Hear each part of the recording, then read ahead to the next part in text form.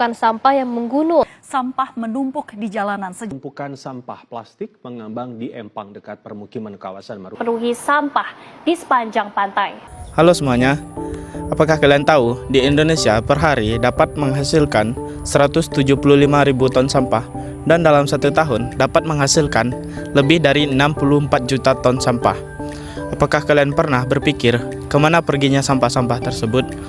Apakah hanya berakhir di TPA atau memiliki dampak yang lebih besar bagi bumi kita? Dan apakah kalian tahu bahwa sampah-sampah tersebut dapat mempengaruhi perubahan iklim? Halo semua, perkenalkan, nama saya Laurentius Febrio. Saya adalah mahasiswa Universitas Pancabakti Pontianak. Saya dari Fakultas Pertanian Sains dan Teknologi, Prodi Agroteknologi, angkatan tahun 2024.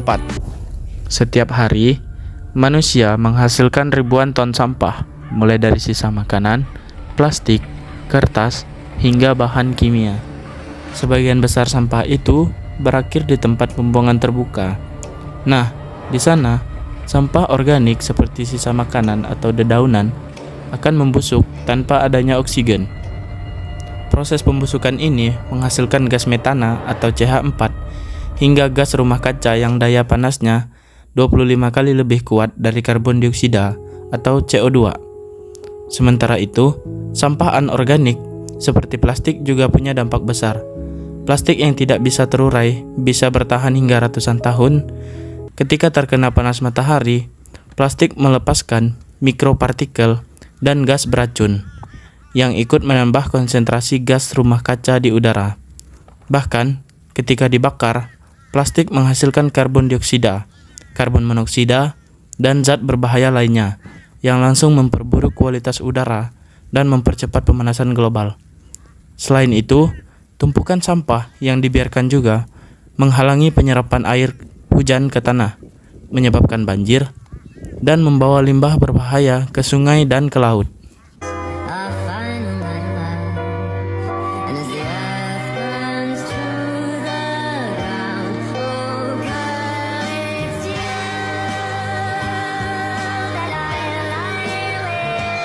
Nah, tadi merupakan dampak sampah yang berada di daratan.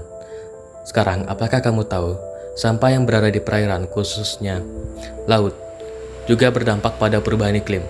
Nah, apakah kamu tahu bagaimana sampah yang berada di laut juga berdampak pada perubahan iklim?